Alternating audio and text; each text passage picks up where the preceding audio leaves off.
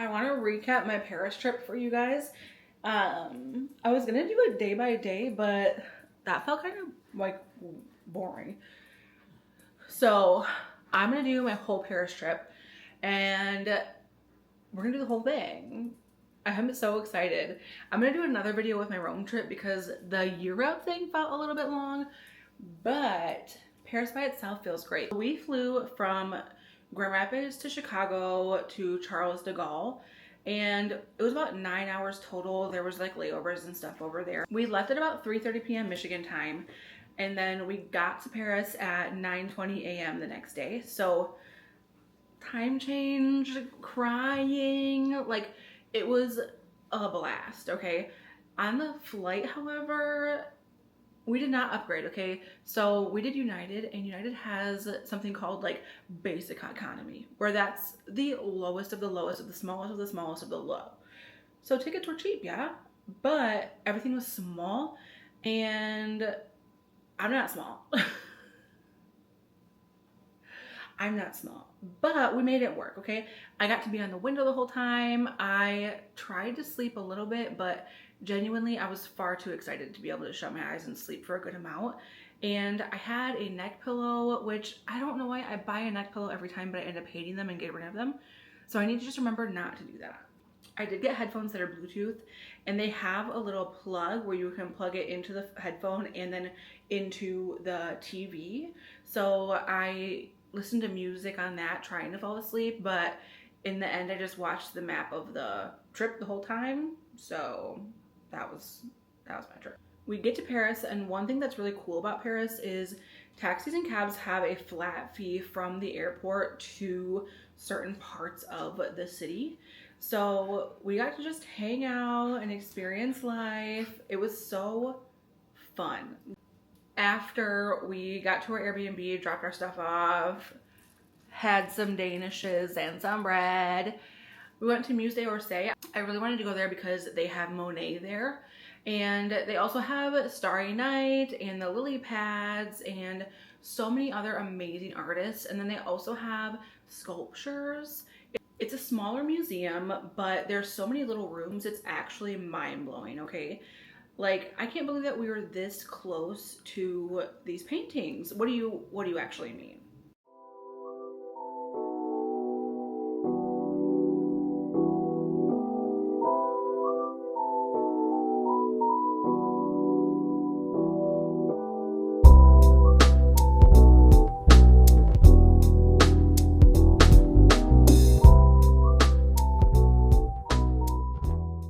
Single thing was amazing about this place. The ceiling to the floors were just incredible. It was one of my favorite experiences. Then of course we had to go to the Eiffel Tower. We missed our boat tour at first, but then we were able to hop on a little bit of a later one. And this tour was actually all music, so there wasn't like a guide or a sightseeing or anything like that. It was genuinely just classical music, and you're just looking at beautiful stuff. I would do this tour over and over and over again, simply because, especially on the first day, you're exhausted. You just get off the airplane, you ate food, you walked around somewhere.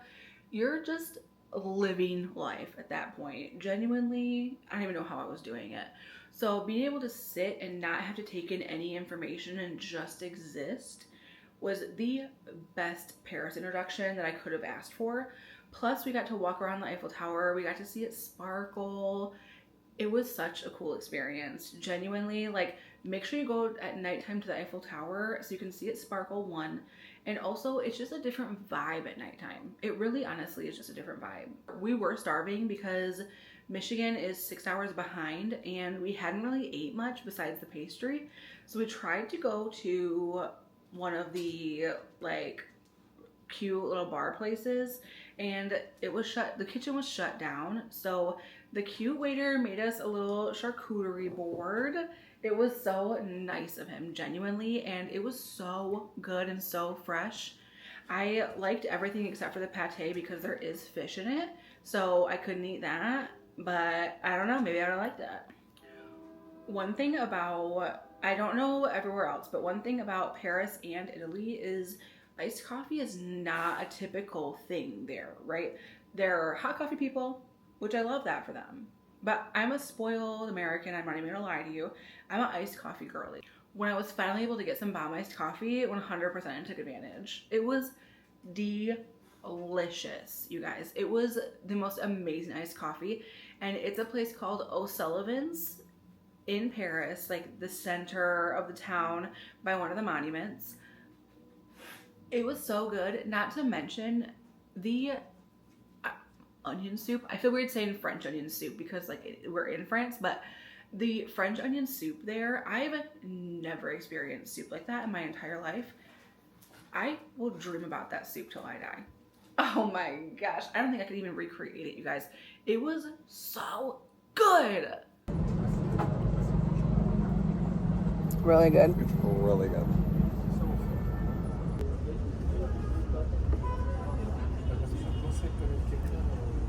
It was actually a holiday in Paris on May 1st. So a lot of things were closed down. Tons of stuff was closed down. But what was really cool is then it led to being able to go to all these pop-up art shows that were using some of these closed down spaces along with like some vintage pop-ups.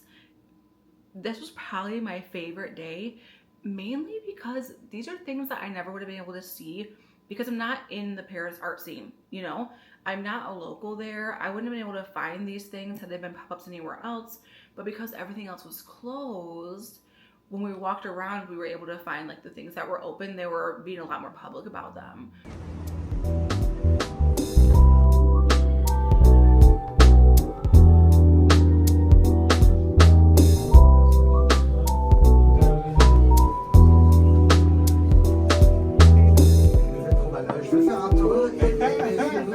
For dinner that night, we went to La Riviere Bastille. The ambiance was so cute. It's really a small place, but it's a vibe, you guys. It's a vibe. And I wore probably what was one of my favorite outfits of the trip. It was just like a black spaghetti strap long dress, and I wore like a lacy red long sleeve underneath that. And it was so good. I had French onion soup there too, but it was not as good. I'm not gonna lie to you. This was definitely not as good. It was more savory, whereas the other one was like a little more clear and a little more sweet. Do with that what you will, you know?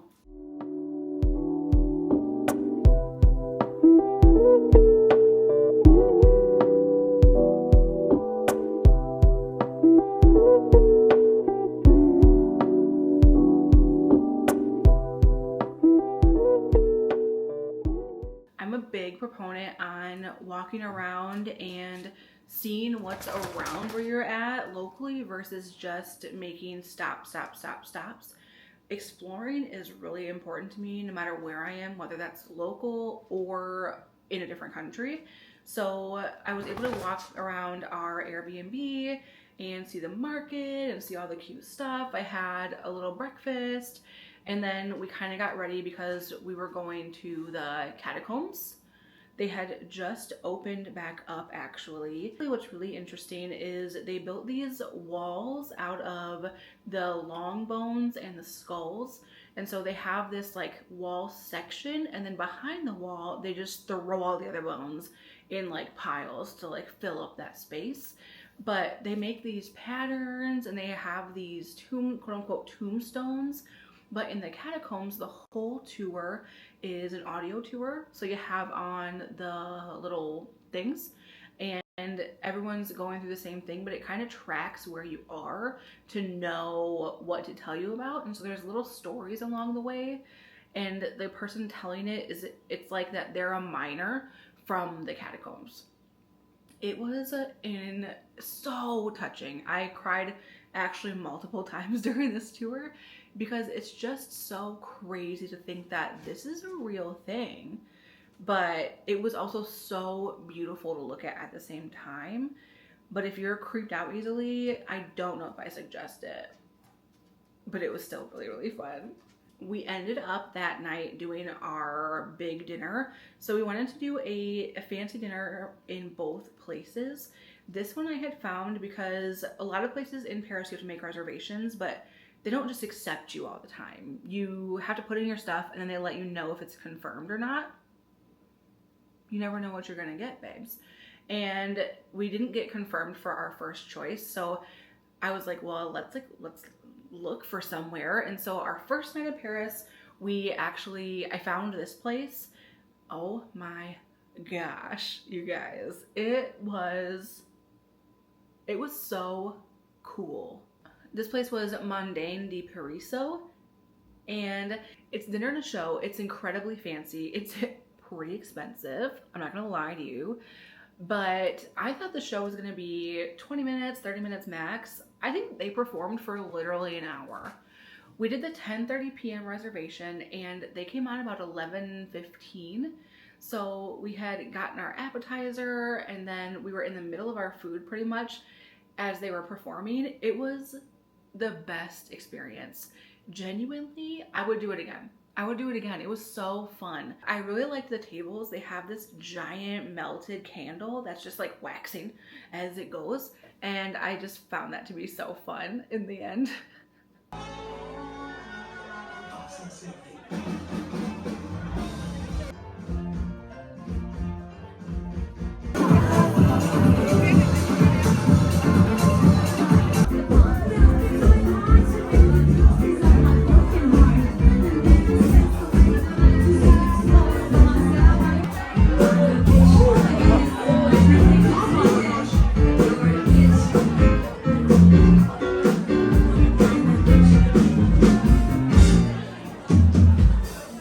The day finally came that I was looking forward to the most, and that was the Louvre. We had a blast.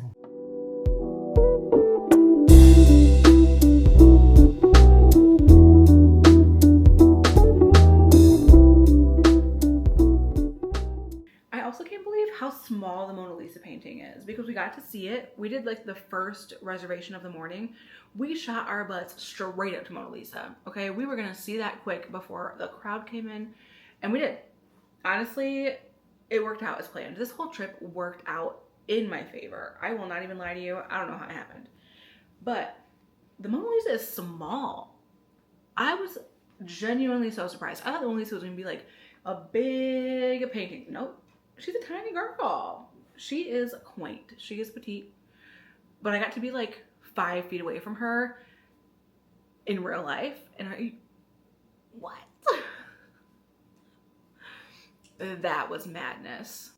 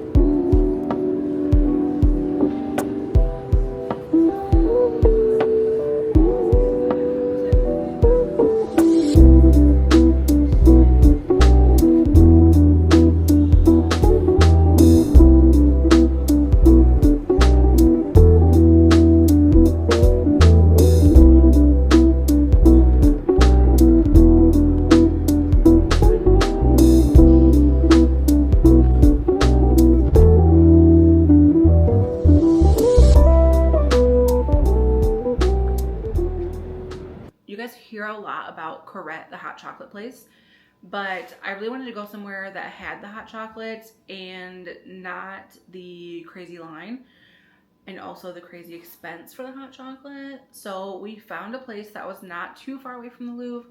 It still had a pretty big line, but it wasn't bad just to go in there for that.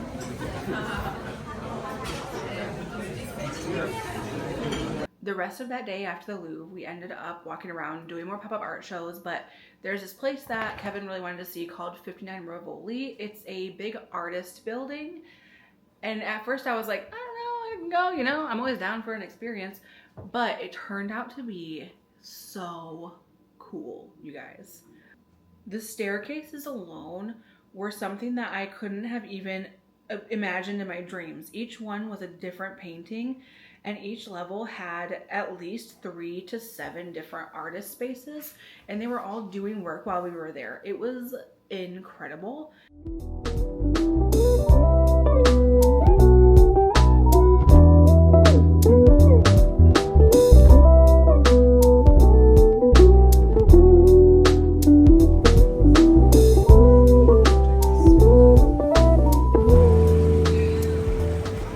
As cool as it was to see the big famous art, it was just as cool, if not cooler, to see the local art.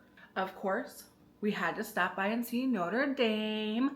I didn't want to pay to go in. Personally, I had just paid to go into a bunch of places, and I was cool with seeing the outside of Notre Dame. It was cute. It was pretty. It was big. The line was long. That was our last night in Paris. We actually just Uber Eats pizza from this place, and it was buy one get one free. So we Uber Eats pizza, packed all of our stuff up, just kind of winded down, talked about our trip. I really could not believe that I was actually in Paris for 4 days. It's like you see so much stuff that your brain actually cannot believe it's real.